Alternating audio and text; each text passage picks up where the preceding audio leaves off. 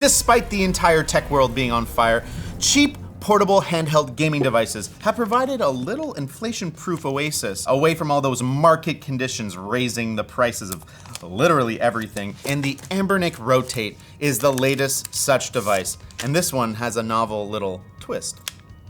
That's it. That's the novelty of this. Instead of, being clamshell or just a tablet-style device, it flips, and to be honest, I think that's pretty cool. It is very reminiscent of the glory days of really crappy phones that had novel ideas to try and kind of push them over the edge before smartphones took over and just ruined all of society. And it's basically just a little handheld retro gaming device, very similar to all the other ones you've seen, but with this novel form factor. On the front, we have our 1:1 ratio screen. It's 720 by 720 LCD. I think that's actually a pretty versatile screen for this kind of device. So we're gonna talk more about that later, but I'm already impressed. Then we have our buttons. We have our D-pads, our home return button, as well as our 4 diamond face buttons, as well as our stop and SUP buttons. That's start and select if you don't know. These are very clicky, actually. I quite like these.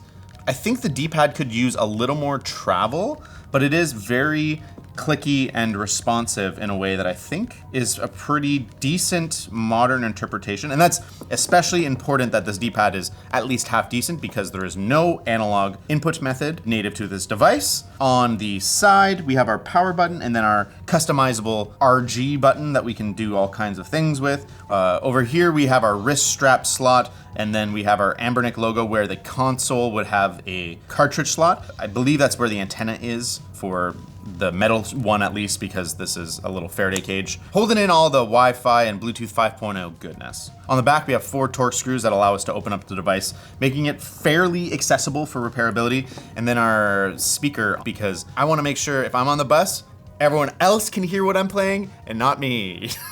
On the top, we have 4 shoulder buttons. They are flush with each other and quite small, so it will definitely result in accidental presses. But we also have our Type-C port, which will be good for charging and also plugging in all your accessories, because there is no other way to plug in accessories. There's no headphone jack, which seems like a bit of an oversight, but there's also an LED indicator for charging and such things. And you can kind of see that the screen doesn't sit flat with the device. It's not a big deal. The rotation mechanism, that seems like a reasonable compromise. When it's closed, it's quite flat. But that is just something of note, that this has a fair bit of flex. So you wanna take that into account. This isn't gonna be the most robust thing. Like, I'm pretty sure I can just rip this off. In fact, if this makes me mad, that might just happen. On the side, we have our volume rocker. I miss volume sliders. Those are the day, but this is fine. As well as a micro SD slot to support the 32 gigabyte internal storage built into the device. In my opinion, 32 gigabytes is sufficient for this kind of device, especially if it keeps the prices down. Really, that starts to be a problem the more 6th gen stuff you wanna do, and this really isn't designed to do 6th gen gaming. It can do some GameCube, pretty good on Dreamcast, but no PS2, no Xbox, really. This is meant for PS1 era and before, and that's all right. There's like 100 million games you can play from that era, and at least 10 of them rock. And there's actually one more input method that I haven't talked about, and that is the touchscreen. This is a touchscreen device, which makes sense because not only is it meant for retro gaming, but it is a pretty Android forward device, which is an interesting proposition on something like this, and it offers a lot of flexibility, but it also comes with some trade-offs. But I don't think there's any better way to get to those trade-offs than just using it. Let's just friggin' go. Click the bottom button to select your system language. English, English, English, English, English, English, English, English, English, English. I'm getting my first impressions of the rumble motor on this thing with the keyboard. Oh boy, it sounds like 2 plastic pieces jingling in my pocket. While it's setting up, why don't I actually see what else is in the box? I forget that this is an unboxing channel sometimes. I get too excited by the products. We have a little box here, and that includes a wrist strap. We have, an included screen protector, which I actually think would be almost a necessary addition considering the form factor. We have our alternate shoulder buttons. We can replace the inside one so that they pop out a little bit more and are easier to press without accident. However, It might be one of the jankiest installation methods I've ever seen with that adhesive strip that you have to put the buttons on. Not a huge fan of that. We also have our 128 gig micro SD. Depending on the version you buy, you may or may not have this. We have our 1 meter Type-C cable. It's a very cheap one, but that's fine. And then we have our quick start guide, which will help us, especially in operating Android. I've had a little bit of trouble with Android handhelds sometimes. The button combos can be a little bit annoying. We're gonna go cooking show style because we actually have another device which allows us to talk about the different materials you can pick. Brad's been using this one for a couple of days, and this is the black Anbernic Flip. The big difference isn't just color, it's actually the build material. So the top on both is gonna be aluminum, but on the black one, it's going to be plastic, which may be better for you in terms of feel. Pass me that one, Keys. I was about to say, off initial response, after just picking that one up, I haven't touched it, it's been in the box the whole time. That feels way better. Yeah, plastic for the body on this. So it feels more reminiscent of a Game Boy. It's a little bit lighter, 170 grams for the plastic, 205 for the aluminum. The other benefit of the aluminum is that the whole body will act as a little bit of a heatsink. I watched a video where someone had a thermal camera pointed at both of these after some use, and the plastic one's heat was centered kind of around the middle, whereas the metal one had a better heat dispersion. So I imagine that over long times, that'll do a little bit better for thermals. That being said, that might actually make it more uncomfortable to hold. This metal one definitely feels more premium, but I actually think I would probably pick the plastic, especially because you could save some money by going this way. On our pre-configured Brad device, we haven't done any major changes out of the box because we want to showcase the default experience. I know some of you don't like that. Some of you want us to show the optimized, tinkered experience. And I think that that's a valid thing, but this is an unboxing channel, and part of what we do is show you what you can expect out of the box. And so it's Android, and it is navigable via D-pad. That's kind of neat. And in terms of power, compared to the Android device you might have in your pocket, it is much slower, hence the affordable price, but it's still a respectable Unisoc Tiger T618, which is still a decent octa-core processor with 2 performance cores and 6 more efficiency cores. It has the Mali G52 GPU, 3 gigabytes of RAM, which is probably a little bit less than I would dream of, but in these market conditions, you know what's a fun drinking game? When you're out with your friends and someone says, in this economy, you take a drink. It does, the night ends quickly. So I won't be able to afford that. The other thing to talk about that we can't see is the 2000 milliamp hour battery.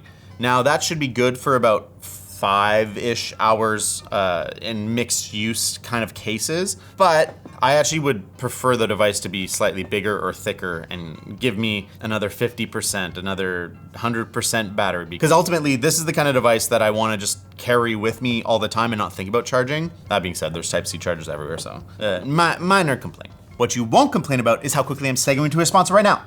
Don't be caught slowing down your convoy on your road trip this summer. Get the Wolfbox Megavolt 24 Air. It's a portable jump starter and air compressor that will make sure your vehicle keeps on rolling. The 4,000 amp charger can jumpstart any 12-volt vehicle and can do it 40 times on a single charge. And the air compressor has a 160 PSI motor, so it can inflate a pickup truck's tires in just a few minutes. The Wolfbox Prime Day Mega Sale is coming June 23rd to 26th. Get ready for up to 50% off site-wide and get even bigger savings with our discount code in the link below. Limes are green, Floatplane is blue. That's why we've got exclusive content and early access to our Lime Day sale for anyone who's on Floatplane. Okay, that didn't rhyme, it doesn't matter. The point is, we've got a sale that is jam-packed with bundles, and for today only, you can get our Precision Screwdriver Kit Pro in our Floatplane exclusive colors for $20 off. Sign up for Floatplane and start saving today using our links in the video description. Before we get into the gaming, I kind of want to navigate the Android experience and see how that feels. We actually have configured it a little bit. We replaced Chrome with Opera because we were having trouble with Chrome out of the box. I mean, I can comment on this keyboard experience and it's fine. Like, it's better than using a D-pad to go around the keyboard, but it's still kind of small, and it's weird that it goes to the middle of the screen instead of the bottom. I imagine that there will be a fair few things that are optimized for smartphone displays about Android that don't quite feel right or look right on a square display. That being said, 720p by 720p is a really versatile. Not only is stuff like the Game Boy a 1x1 display, but most retro games are 4x3. So with scaling, you can get a pretty darn good experience on the screen. I'm very excited to try our browser, lttstore.com. Okay, the browsing of like a regular website seems to work pretty good. When the bar comes down, the actual usable space becomes very small. I think we all know you shouldn't be buying this device if you're primarily wanting to connect to the internet and use the wide web. However, the fact that you can connect and browse the internet means that you can find all the ROMs you could possibly ever want directly on this device. You don't have to go to a computer, drag them over into the SD card and put it back in. So that's actually a great experience. The other thing that's great about it being an Android device is that you can connect to the Play Store and download apps directly. And that would include getting better emulators, sometimes locked behind paywalls, but you can get much better Saturn emulation than you can get out of RetroArch. And so the flexibility of Android is great. The downside is you're gonna be able to spend more time tinkering, so if that's your thing, great. The out-of-the-box experience is a little less refined. I've downloaded the YouTube app, but I want to hear what Crabbrave sounds like on this thing. My first question is... Thoroughly underwhelming. The clarity is okay, but there's no presence to the sound. It just sounds like it's coming out of a tin speaker. I would say that these speakers are inadequate for proper media consumption, but maybe they're good for games. Let's test it out. To get to the built-in Anbernic game launcher, you hold this side button, and it can actually be assigned to other game launchers of your choice. We've actually cut back some of the emulators that are on there, but you have a wide gamut from the original Nintendo all the way to stuff like the PSP, even the Wii, although we're just using this as our container for GameCube games. We're gonna play the first game I ever rented from a store, Mega Man X. Want to share how store rentals work for our younger viewers? Look it up. Okay, Super Nintendo. Oh, I don't hate this solution. They've put a little fake CRT around the edge. It makes sense in terms of the scaling, although I want to get a little bit into that, but I'm going to try this default experience first. Here's my pro tip. If you ever play Mega Man X, switch the dash to the bumper. Pressing 3 face buttons at once is a bad time, and you will have to do that a lot. This has got to be one of my favorite soundtracks of all time. I gotta say, this looks very good. I haven't messed with the scaling or anything at all. This is just default out of the box. It also has like kind of the same slow-mo effect from the original SNES version, which is not always the best, but this looks great. Holy. Okay, let's pause this and take a look at settings. Okay, so this is RetroArch. That's fine. RetroArch is a very good starting place. Obviously, tinkering, you can get better options. In the options, we have our typical RetroArch options. You can change the scaling. I saw a great video from Retro Video Game Core where he talks about the 8:9 overscan. You can get a little bit more out of this display, but I think this default option is really not bad. Especially the 720p is a 3 times integer of 240p, and so for a lot of games of this era, you gonna be looking good, baby. Oh, I just want to sit here and play. Do I have to make a video? I can say immediately the face buttons are good enough that I stopped worrying about them. The D-pad does its job. I think it's not going to be an all-star in fighting games. In terms of input latency, this feels very responsive, feels very good. One thing I'll say is that the center back is feeling a little bit warm. I mean, that's where my fingers rest, but I also don't think we're pushing it that hard, so maybe it is just my residual finger heat. So far, it's totally fine. I don't think I've commented on the ergonomics of this thing. These kinds of like micro devices are never super comfortable to play. It's always a little bit of like a weird claw grip. Like this doesn't look like the human hand should be. It's fine, but if you're someone that has really like tight fingers or something, it's always a consideration for little small devices. In terms of sound, for 16-bit games, it's not perfect, but I think this is sufficient for this kind of audio quality. It's giving me the overall impression of it.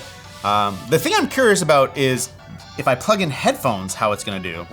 My friends, I'm here to tell you the audio latency over Bluetooth is some of the worst I've ever experienced. Oh, wow. So I'm hitting the button. That's nearly a full second. absolutely unusable. That is such an oversight. Bluetooth audio is always gonna have more lag than something that's really optimized for that kind of thing. But that means that you have to either use a dongle or a USB-C headphone to have game audio. I know that they're marketing this to play music and stuff, but that's not why I'm buying this. I'm not buying this to be my MP3 player. I'm buying this to play games, and the fact that Bluetooth audio, yeah, I can connect Bluetooth devices, but I can't play Bluetooth audio for games, that sucks. That's such a bummer. Oh, disappointment. We're playing Crash Bandicoot Warped on the PS1, one of my favorite PS1 platformers. This feels and plays really, really well. I'm guessing that it's just a clean 3x scale per resolution because the PS1 was 240p, so scaling that to 720p is very clean. We still have the bottom and top little CRT looking thing. This game's another reminder, if you're someone that wants to play it with an analog stick, that's not an option, just the D-pad. I'm a D-pad gamer on this, so that doesn't really bother me. However, I do want to see some of the options that I can do. Video. Dithering patterns, I can do frame skip if I want to, as well as some options based on that. Horizontal overscan, screen centering. It doesn't have integer scaling, but you can set your underscale or overscale, or basically it'll lock to an integer scale, either above or below. Smart, I guess, it would just choose for you. We can then change our filters if we want. I like this clean look, I think it looks pretty good, but it's nice to know that there's built-in ones, but you can also add a bunch. Oh, I've put the Blarg one on now. I really don't love that. It's interesting that it didn't disable the CRT overlay. I don't like this video filter as much, but I can say that the input latency and the feel, very, very solid. Let's push this thing a little bit harder with something a little more modern. Wind Waker on the GameCube. If this can pull off this, that would be quite a value add. GameCube games on this little device, for the price it comes in at, that's like, brother, holy. We are in game for Wind Waker. These cutscene frame rates are not promising. However, I knew the GameCube would be a little bit of a stretch. I know that there is some games that do work okay, especially if we tweak the settings, but I'm curious to see if I get into actual gameplay. We're still sub 30. It's high 20s, although this is not a particularly challenging scene. It definitely is chugging. 25. If I was really desperate, I could play this.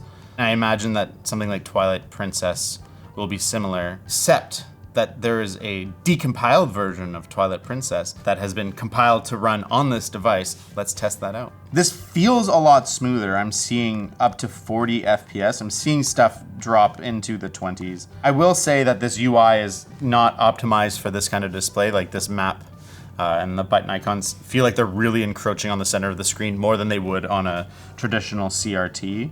But this looks really good. I'm genuinely impressed by this device being able to run this at all. Like, this is a very playable way to get through Twilight Princess, other than the control issues of not having a joystick. In this part, it's not as big of a deal as when you're gonna start aiming. It kind of reminds me of like the PSP days when you're using face buttons to aim. Oh boy. One thing of note is that there is actually gyro support in the Rotate. It's not configured to work as is, but I imagine as this device has a fair bit of hype and community projects already on the way, that might be something that gets updated for this. And so that could drastically improve the gaming experience in something like this. That being said, this is totally playable. Which brings us to the conclusion. Sometimes when we get to the end of a video, we reveal the price and all of a sudden, all the positive things I had to say about a device disappear.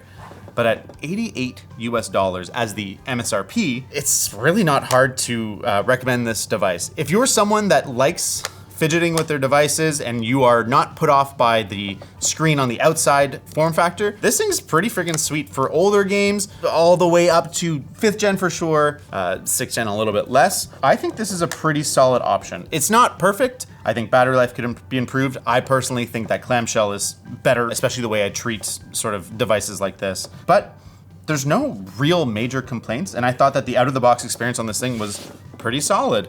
So what do you think of the Anbernic Rotate? Is this something that you want to buy? Is there another device that you think might be better for a similar price? Or is there one that you want us to unbox on ShortCircuit? Let us know. And in the meantime, check out the Anbernic RG DS unboxing. That's a very different type of device, but it is not as different as you might think.